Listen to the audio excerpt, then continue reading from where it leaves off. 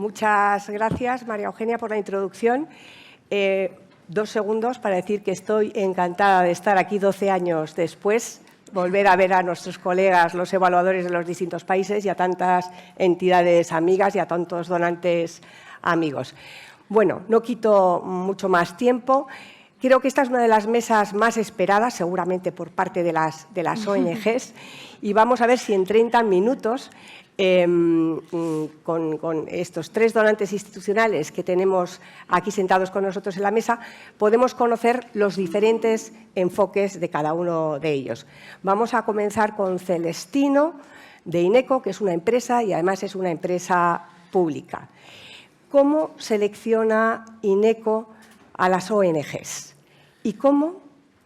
Te voy a hacer la doble pregunta para que lo contestes, te tomes tu tiempo. ¿Y cómo se apoya en esa selección en los evaluadores? ¿O qué información utiliza de los evaluadores? Vale. Pues mira, para nosotros es capital este paso, ¿no? Porque el otro día supervisaba con el equipo de RSC, que hace una labor magnífica en INECO, los datos del año 2022. Nosotros en el año 2022 colaboramos con 73 ONGs y con 7 aliados sociales. Cuando me refiero a aliados sociales son universidades a las que aportamos, financiamos 28 becas de estudios superiores, ¿no? En nuestro caso, ingenieros y arquitectos. Por lo tanto, yo soy ingeniero, pero estar hoy aquí en el mundo de los arquitectos me parece estupendo, ¿no? Y cuando hablábamos de cómo contarlo, ¿no? Voy a poner un ejemplo concreto, ¿no? Veía aquí a Adela, no quiero dejar de contar la colaboración que tenemos contra Lela, que por cierto el reto de este año es ir en 24 horas en bici en junio, desde aquí hasta Santiago de Compostela, nuestro equipo directivo y gente de la compañía, por lo tanto esa implicación. A mí me ha tocado poner la cara amable, pero es verdad que los 5.000 profesionales de INECO somos un bloque en esto. Por lo tanto, Adela lo van a hacer y vamos a volver a combatir el ELA con este reto Madrid-Santiago en 24 horas. Y elegí un proyecto por decir, bueno, pues cómo lo contamos, cómo lo ponemos, tal. Pues voy a poner un ejemplo de un proyecto, ¿no? Que puede ser lo más fácil y lo más entendible de cómo colaboramos, ¿no? Nosotros tenemos un proyecto que se llama Ingeniosos, que va precisamente con nuestro core, ¿no? Hemos desarrollado, además ahora mismo estamos colaborando con la Fundación Lealtad, es el momento, en el lanzamiento de la quinta edición de este programa, que nos ha permitido en cooperación internacional haber desarrollado ya 12 proyectos en 10 países. ¿En qué consiste el proyecto? Bueno, pues el proyecto consiste, y lo decía Nacho en la anterior mesa, en algo muy importante, que es que los verdaderos protagonistas de que salga el proyecto adelante son nuestros profesionales, ¿no? Los 50 voluntarios que participan cada año en este proyecto. Voy a empezar por el final y luego arranco por el primer paso, que es la Fundación Lealtad. El proyecto consiste en que nosotros seleccionamos 3 proyectos al año que tienen que ir vinculados a nuestra actividad, es decir, a dotar de servicios básicos. Aunque no os lo creáis, llevar agua a un pueblo de África o de Asia es un logro, o sea, cambia la vida. Los niños y las niñas pueden ir al colegio por tener agua, es decir, es tal el cambio que un servicio básico es fundamental. Nuestros ingenieros y nuestros arquitectos diseñan el proyecto desde cero en colaboración con la ONG. INECO financia al 100% de la actuación y esa infraestructura en el periodo de un año está en marcha, ¿no? Por lo tanto, para nosotros este es un proyecto fundamental. Y cuando, como digo, en esta quinta edición, cuando empezamos la primera, dijimos, bueno, tenemos claro cómo queremos que sean las bases, ¿no? Qué condiciones tienen que tener, pero necesitamos garantizar que en un proyecto en el que va a haber una dotación tan importante de horas de voluntariado que nosotros financiamos aparte a nuestros empleados, es decir, esas horas no las trabajan y las cargan a un código que va directamente a RSC a voluntariado, ¿cómo garantizamos que esa inversión tan importante que vamos a hacer se cumpla en un periodo de tiempo tan corto, ¿no? Y ahí habéis sido claves la Fundación Lealtad y los evaluadores. Sin vosotros no hubiera sido posible. ¿Qué hacéis? Pues lo hacéis todo hasta que lo ponemos en marcha, ¿no? Nosotros diseñamos las bases con vosotros, hacéis la labor de difundir esas bases entre las ONGs que realmente nos generan confianza, ¿no? Nos dan la garantía de que estamos trabajando con gente en la que estamos invirtiendo horas y dinero que se va a cumplir.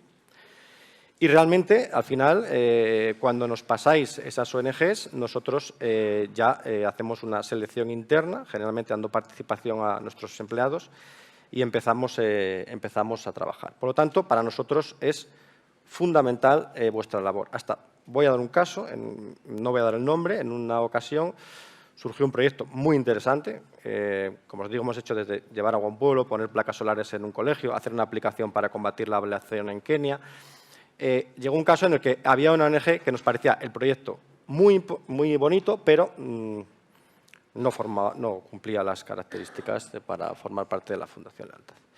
Se le dijo, oye, nosotros solo trabajamos con ONGs que cumplen estas características y a día de hoy esa ONG colabora con INECO porque ha dado el paso y nos genera esa confianza. Con esto respondo a la primera y la segunda sin pasarme del tiempo, que quiero ser escrupuloso. No sé, es que en INECO somos tan cuadriculados que tenemos un contrarreloj como vosotros para terminar en tiempo. Y la segunda que me preguntabas, para nosotros hay 3 ejes fundamentales, ¿no? Que son, el primero de ellos para nosotros es la innovación, no quedarnos siempre en lo mismo, ¿no?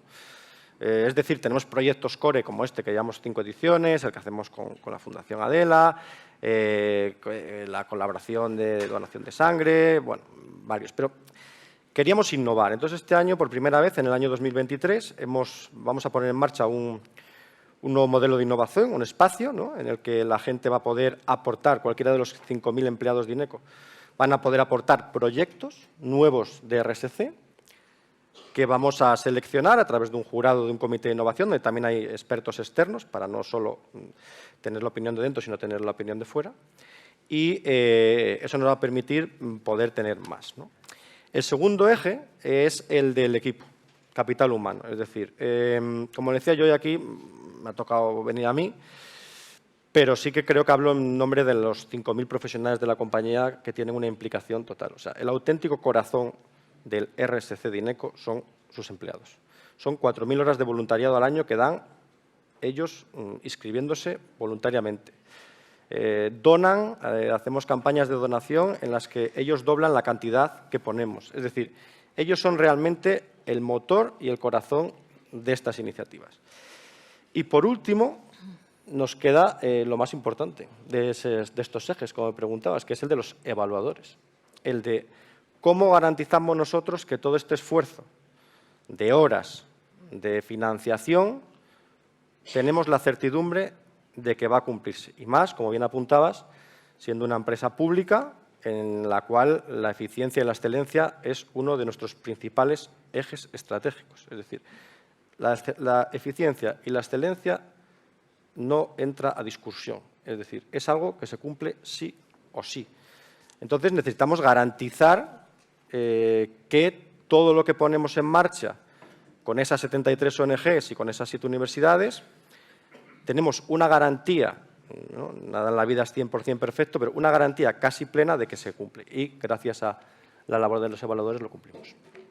Bueno, pues muchas gracias. Máxima certidumbre, el sello como garantía que aporta esa certidumbre. Me ha parecido muy interesante también, como ha resaltado, el papel de prescriptor que tienen los donantes de cara a las entidades para que pasen por ese proceso de evaluación con los beneficios que ello reporta, y la participación de los empleados en todo el proceso. Inés es la directora de la Fundación Juan Entrecanales Azcárate, que es una fundación familiar que lleva trabajando muchos años ya, una trayectoria de colaboración con ONGs desde 2006, ¿no? Sí. ¿Se me oye? Sí. Bueno, yo hoy me siento aquí sentada entre INECO y La Caixa, como si fuéramos alcaldes y ellos fueran los de Nueva York y París y yo de un pueblo de Teruel, vamos. O sea, pertenezco a un distrito completamente distinto, ¿no?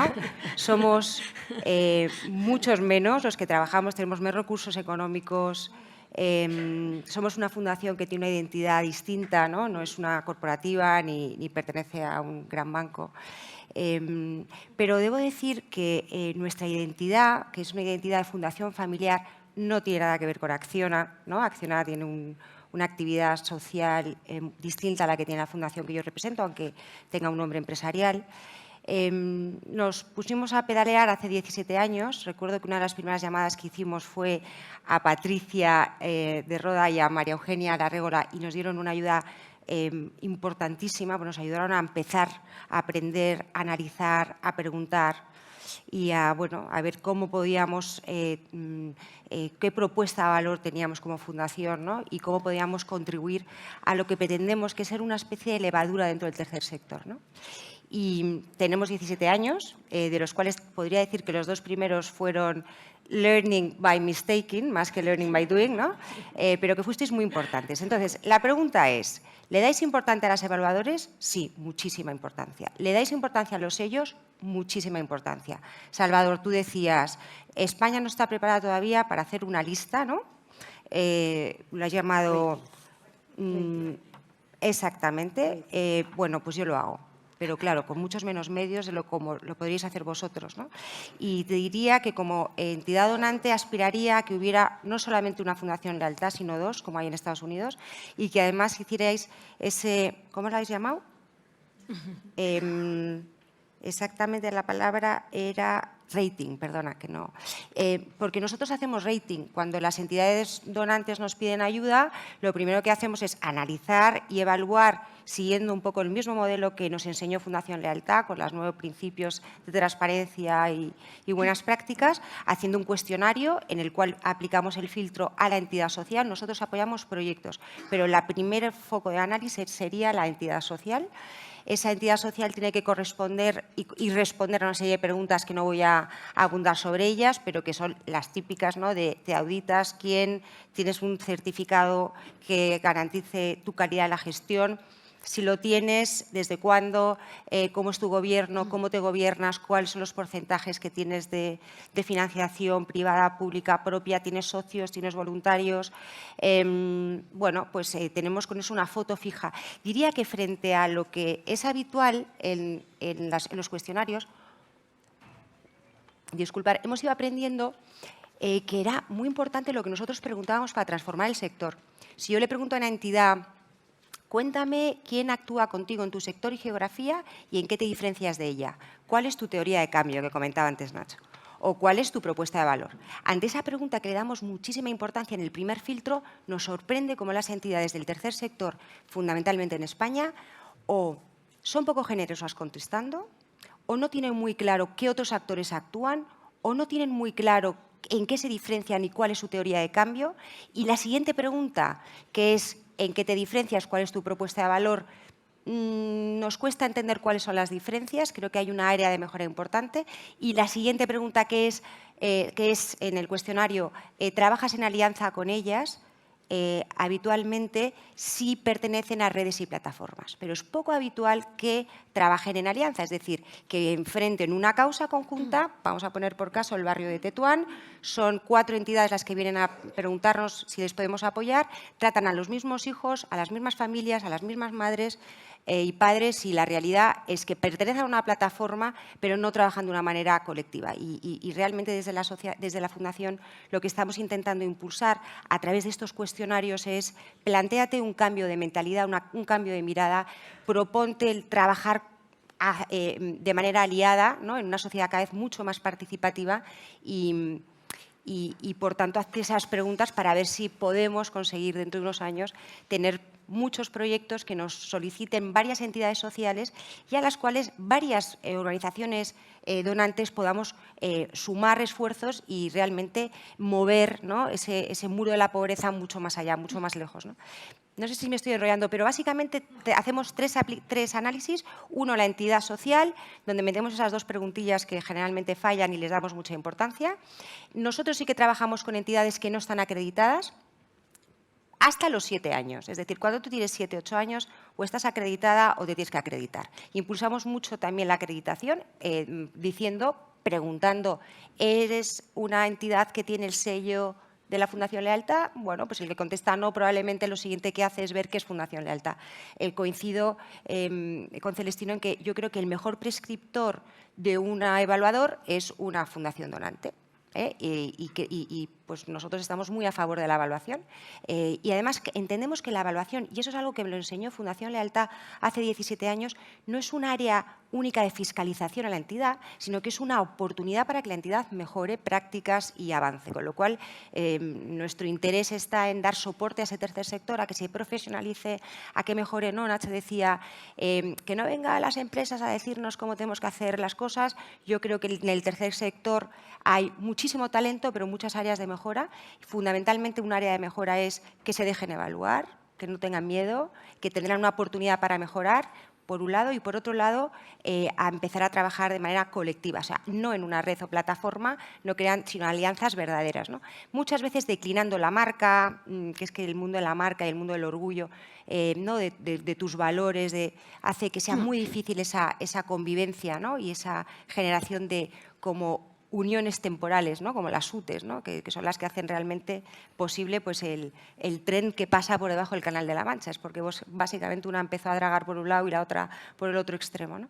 Y esa parte es interesante. Después, proyecto a saco, lo analizamos. Me ha encantado porque me he encontrado con alguien de Manos Unidas, Alejandro, que ahí está y me ha dicho, eres la más dura de todas. O sea, básicamente somos una entidad pequeña, pero tenemos rigor, somos elásticos porque nos caben muchos proyectos de entidades muy diferentes, desde emprendedores sociales que igual no tienen la forma jurídica de ONG o asociación, hasta una fundación pues como Médicos Sin Fronteras, que apoyamos en su fondo de emergencia porque nos encantan, o Fundación Éxite porque son la caña en su teoría de cambio y su propuesta de valor. Con lo cual tenemos un ecosistema de entidades muy amplio. Y parece ser que lo pregunto todo, porque hay una parte de análisis del proyecto donde queremos que haya una teoría de cambio, una propuesta de valor, que sea una entidad que sea capaz de mostrar su sostenibilidad en el tiempo. O sea, si hacemos un pozo, Dios santo, que el pozo lo sigan cuidando los locales para que pues la placa que igual le da electricidad y permite el ascenso del agua pues no se quede obsoleta.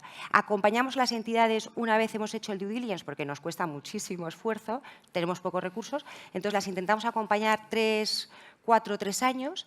Ya te digo, a los 7 años tienes que tener un sello de calidad en la gestión.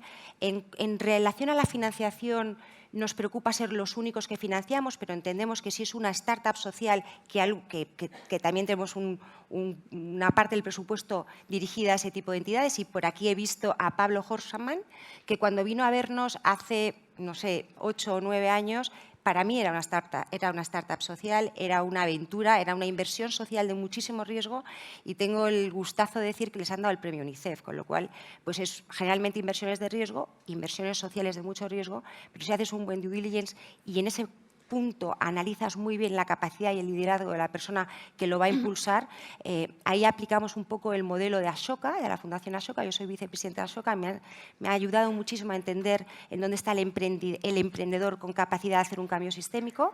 Y bueno, pues les mato a entrevistas, voy a visitar el proyecto, en fin, se acuerdan de mí, porque si no Alejandro no se acordaría. Y aprendemos muchísimo. Pero bueno, Salvador, seguir trabajando en la evaluación y yo creo que tenéis que meter cositas de impacto para que nos ayudéis a nosotros y ampliar vuestra red, ¿no? Yo creo que alguno de los ponentes ha explicado cómo el mundo de lo social está dando un cambio importante hacia lo que sería más el venture philanthropy, ¿no? y todos los emprendedores de impacto. Y nos tenemos que, los que damos dinero a ese tipo de causas, tenemos que saber hacernos las preguntas correctas, ¿no? Y vuestra mirada es esencial. Muchas gracias. Me he pasado. Inés, la mirada del evaluador para ayudar a analizar, ¿no? y a posicionarse como donantes, el propio proceso de selección para inculcar las buenas prácticas en las entidades. Me parece muy interesante todo esto que has destacado y la cantidad de cosas que has dicho. Pasamos con Joana Prats, de la Fundación Bancaria La Caixa, ¿no? La Fundación Bancaria La Caixa es la fundación más grande de España, una de las más grandes del mundo, un presupuesto para este año de 538 millones de euros, el 60% proyectos sociales. Joana, ¿cómo gestionáis eso? ¿Cómo seleccionáis a las entidades? Muchas gracias, Patricia. Muchas gracias por la invitación. Un placer estar aquí esta mañana escuchando todo lo que se está diciendo, que es muy interesante. Nos centramos en el ámbito social, que como muy bien decía Patricia, es el 60% y por lo tanto hay aquí detrás un tema de responsabilidad muy importante y de compromiso social, ¿no?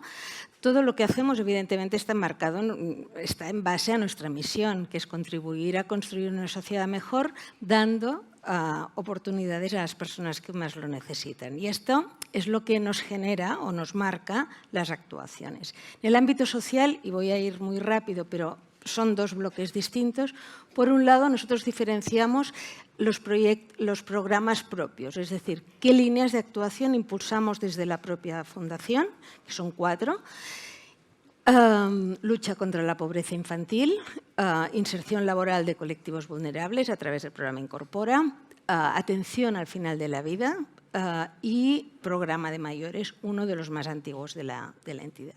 Y hace muchos años, como decisión estratégica de la entidad, se decidió que nosotros no crearíamos una red paralela para intervenir, sino que nos apoyaríamos e iríamos de la mano de las entidades que están trabajando en el territorio y que, por lo tanto, aquí se trataba de hacer alianzas y de sumar esfuerzos, como creo que es uno de los retos que tenemos planteados. Y esto marca el cómo escogemos estas entidades, es decir, qué criterios se utilizan a la hora de escoger o quiénes. Estamos hablando de un programa Caixa por Infancia, por empezar por el más grande a nivel de presupuesto. Estamos atendiendo el último año 60.000 niños y niñas con un presupuesto de casi 70 millones de euros. Es un programa que está en todas las comunidades de España en estos momentos y, por lo tanto, cómo vamos creciendo y cómo vamos poniendo esto en marcha. Pues haciendo una convocatoria específica para el territorio donde queremos implementar el programa, unos programas que están definidos previamente. La metodología se establece con las direcciones científicas de cada uno de los programas y, por lo tanto, una vez definido esto y una vez sabemos cómo queremos actuar, esto es lo que ponemos encima de la mesa y decimos qué entidades están interesadas en sumarse y trabajar juntos en esto. Entonces, lo explico rápido, pero un poco porque después entraremos en el otro bloque, ¿no? En este caso, ¿qué es lo que se prima a la hora de empezar, a la hora de escoger? Pues aquellas entidades que, en base a la propuesta metodológica que queremos tirar adelante, primero presentan una solvencia de entidad como entidad capaz de experiencia en el tema, de conocimiento e implantación en el propio territorio, capacidad de alianzas en el propio territorio y después de la propuesta que presenta, cómo ella se imagina, cómo la entidad se imagina llevar a cabo el despliegue del programa en el territorio que se plantea, ¿no? Hay la evaluación, lógicamente, de las propuestas que recibimos, pero yo quería enfocar aquí en este bloque dos temas, de confianza y de evaluación continua. Al final, lo que nosotros creemos que es fundamental, y esto es lo que estamos haciendo, es las entidades que forman parte del programa. Pensar que en el programa Caixa por Infancia, por ejemplo, estamos colaborando con más de 400 entidades. Lo que interesa, y es un programa y es una actuación recurrente, es decir, no estamos hablando de proyectos de un año que hay, ¿no? Entonces, aquí escoger bien, pero sobre todo crear confianza con los equipos y con los profesionales que están trabajando en el día a día. Y la evaluación continua, ya no solo para asegurar la calidad de la intervención, sino también para tener evidencias de su impacto, también para asegurar la sostenibilidad del proyecto y para plantear posibles extensiones es básica. O sea, confianza y evaluación continua. Las entidades que entran a formar parte del programa saben que entran en un programa que continúa. Saben también que anualmente hay una evaluación y hay una auditoría, es decir, hay un tema de responsabilidad que comparto perfectamente lo que estabas diciendo, de que tenemos que ser responsables y asegurar realmente que lo que estamos haciendo tenga su impacto, se haga correctamente, sea la excelencia de la gestión, ¿no? todo lo que no es programa propio forma parte de otro bloque a través del cual, estoy hablando de las convocatorias de proyectos sociales, a través del cual reforzamos nuestra actuación en todo el territorio, sobre todo en lo que es nuestra misión, que es dar respuesta a las necesidades de los colectivos más vulnerables, mejorando la calidad de vida y la igualdad de oportunidades. Aquí ya pasamos a otro bloque. Aquí lo que estamos diciendo es que estamos dispuestos a colaborar con entidades que lleven a cabo proyectos que respondan a este objetivo global y que, por lo tanto, aquí el foco ya no es solo la entidad y su capacidad de gestión, sino el proyecto que presentan, ¿no? Estos son convocatorias anuales a las que dedicamos casi 40 millones anuales el último año. Para que tengáis un poco la cifra, en el 2022 se nos han presentado 5.000 proyectos y hemos podido seleccionar con este presupuesto que acabo de decir unos 1.500, 1.400 proyectos. Entonces, es evidente que hay un primer elemento importantísimo que es que tú definas bien qué es lo que priorizas. Es decir, las bases de una convocatoria son fundamentales porque si tú defines qué es lo que vas a priorizar, das oportunidad a las entidades que puedan ver si esto les puede servir o no de ayuda y de priorizar qué proyectos pueden presentar. Evidentemente, contamos con un equipo de evaluación externa para evaluar todos estos proyectos en base a los criterios que establecemos conjuntamente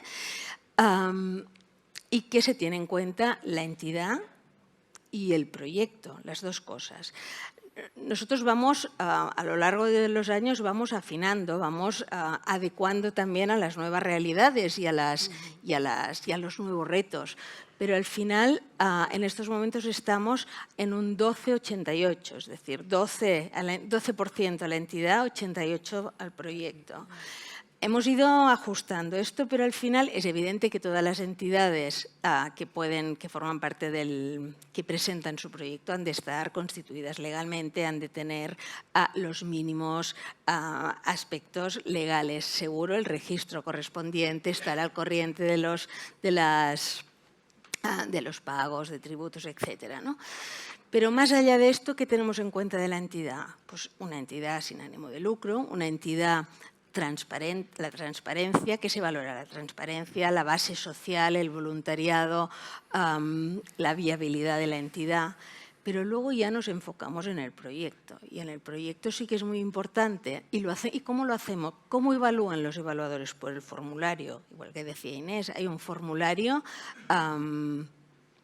que, aunque intentemos que sea lo más fácil posible, es un formulario que requiere un esfuerzo porque nosotros tenemos la responsabilidad de escoger entre estos 5.000 y, por lo tanto, es necesario que las entidades expliquen bien qué quieren abordar, cómo lo piensan abordar, qué impacto piensan que va a tener, ya no solo en las personas a las que se dirige, sino también en el territorio donde actúa y cómo lo va a hacer, ¿no? Aparte, y estos dos bloques son los que se llevan el 60% de la valoración del proyecto.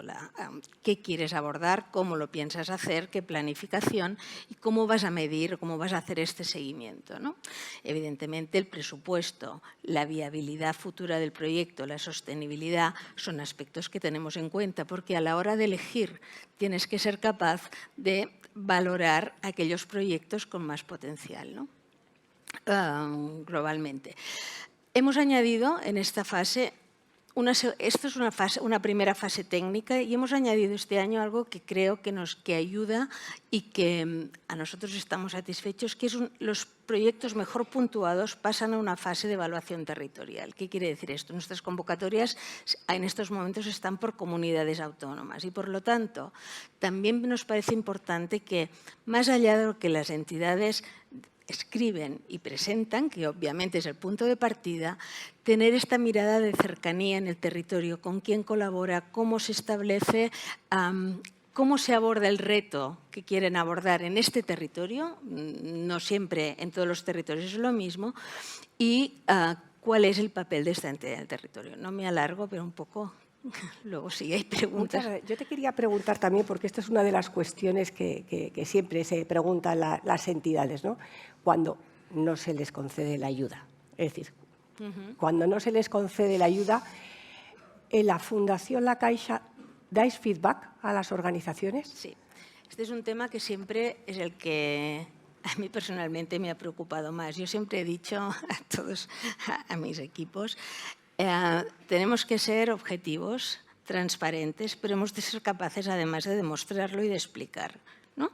Porque al final hay un tema que tú apuntabas de refilón, pero yo creo que las bases tú marcas tendencias, ¿no? La intervención desde convocatorias, hablo yo, es menos que en un programa propio, es evidente, pero tú has de ser capaz, cuando una entidad te pregunta por qué no ha salido, de poder dar los puntos fuertes y los puntos débiles de su proyecto, porque esto contribuye a toda esta mejora que toda la mañana estamos hablando del tercer sector y, por lo tanto, yo creo que es un tema también de responsabilidad. Por lo tanto, si nos lo piden, lo hacemos, que es la pregunta. Gracias, Ivana. Celestino, yo te quería preguntar, ¿os apoyáis en la evaluación, en el sello, en la elaboración de la convocatoria? ¿Algo más? ¿Pediríais algo más al evaluador? Sí, de manera muy breve. Para nosotros hay 3 ejes fundamentales, ¿no? El primer eje que tenemos es el de la selección, ¿no? Que ahí está la evaluación completamente y hasta la fecha nos sentimos muy tranquilos y, como digo, con garantía de que estamos trabajando con ONGs y con fundaciones que tienen perfecta confianza con nosotros.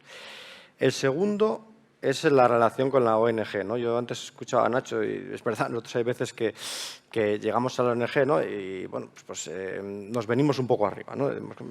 Hemos hecho la Ben España y somos la ingeniería, ¿no? Una de las mejores marcas España en los 5 continentes, tal. ¿Cómo no vamos a ser capaces de hacer eso? Y hay veces que nos ponen los pies en el suelo y dicen, sí, habéis podido hacer eso, pero esto no, ¿no? Y por último, a nosotros lo que nos es muy importante y hacemos, y es donde creemos que se puede avanzar, es en la certificación. Nosotros todos los años, al finalizar el año, a través de un agente externo, nos certifican que el dinero que hemos donado a cada ONG con su ficha es un dinero que se ha invertido donde tiene que invertirse, que se han obtenido los beneficios esperados. Normalmente nosotros lo medimos en número de beneficiarios porque creemos que es lo más, ¿no? Es lo más social, ¿no? Las personas que se ven beneficiadas, y que eso nos permite también dar un reporte a la compañía, al equipo directivo, de hemos hecho una inversión, pero hemos hecho una inversión social que realmente ha ayudado a estas personas. Por lo tanto, yo incidiría en esa parte que a nosotros creemos que podemos reforzar con vuestro apoyo, que es el de la certificación al final del proceso. Bueno, ratings, certificación de la marinera, lo que se está pidiendo. Tenemos nada, en un minuto, Inés, en un minuto.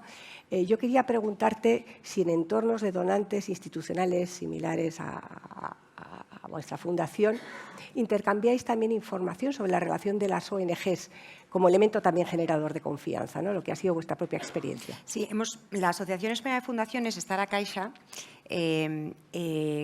como el ejemplo del gran donante español, ¿no? Junto con entidades, fundaciones, donantes de todo peraje, entre las que estamos nosotros, hemos creado un grupo de trabajo con la idea de plantearnos qué podemos hacer mejor como donantes, cómo podemos facilitar la vida a las ONGs. Uno de los análisis finales fue hacernos al menos un porcentaje de las preguntas parecido, ¿no?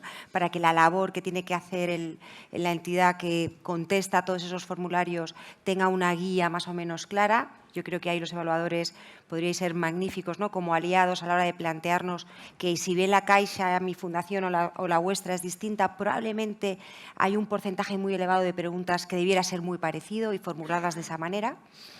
En ese lugar también, y ese es uno de mis debates, es intentar enfocar y hablo de lo social, aunque nosotros también hacemos temas de cooperación al desarrollo como por causa, sino tanto por ONGs y de manera silo, y también provocar una unión dentro de los donantes. Yo creo que, de alguna manera, La Caixa es una certificadora de entidades sociales. Yo cuando veo que cualquier entidad social me va a pedir ayuda y ha pasado tu marchamo de calidad, pues yo digo, estos señores saben lo que se hacen, ¿no? Creo que tenemos que ser, por eso, muy cuidadosos, ¿no? A quién le damos nuestra marca, a quién certificamos, a quién donamos dinero, porque podemos donar y hacer crecer algo que no tiene sentido y hacer una mala inversión social, o por el contrario, podemos dejar de hacerlo con alguien que verdaderamente merece la pena, ¿no?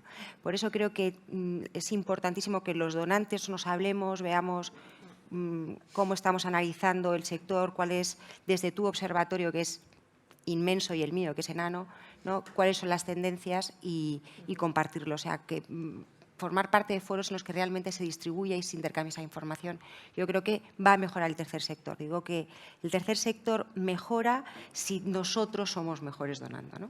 Esa es una idea que creo que es importante.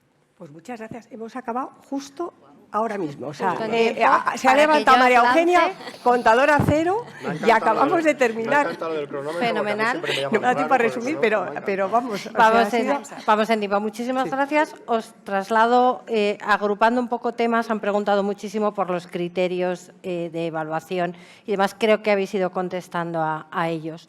Pero hay una pregunta en relación con un criterio que suele aparecer bastante o que se suele pedir a las ONGs, y es la innovación. Y hay proyectos en los que las entidades nos dicen la innovación no es tan posible, la atención directa a determinado tipo de personas, la entrega de alimentos.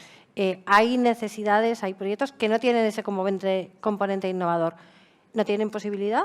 O también, ¿cómo pueden encajar dentro de vuestros proyectos o programas?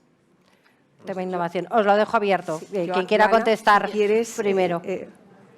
Tú, hombre, tú eres la que da más pasta. No. O sea, ahora Joana, Mira, Joana, contesta tú. es una muy buena Contesta tú. pregunta y muy difícil. Nosotros, este tema, evidentemente, ha estado encima de la mesa en muchas ocasiones y en un momento dado nos planteábamos, a ver, hay una realidad y es que nos tenemos que adaptar a la realidad que tenemos, ¿no? Entonces, unas convocatorias seguramente tienen sentido para impulsar proyectos nuevos, pilotos, y esto sobre el papel es muy claro. Cuando la realidad de nuestro país es la que es, esto ya hace mucho tiempo que cambiamos esto y dijimos estamos dispuestos a colaborar no solo con proyectos nuevos y pilotos, sino también para contribuir y para colaborar con proyectos de continuidad.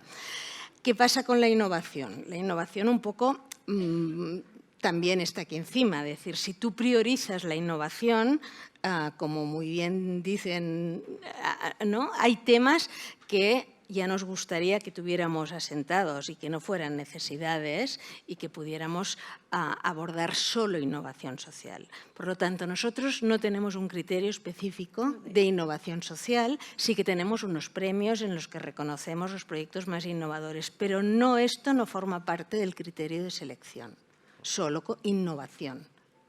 Fenomenal. Tranquiliza. Yo he hablado de innovación, ¿no? Entonces, yo ahí, la verdad es que lo he metido todo en el mismo bloque. Tengo dos sombreros. Uno, a título personal, hago inversión en fondos de impacto social, en donde creo que es donde se refleja mejor el área ese de innovación, ¿no? Pienso que las entidades sociales, por poner el foco en social, las que sobrevivieron, ¿no?, a la pandemia, tuvieron que innovar bastante.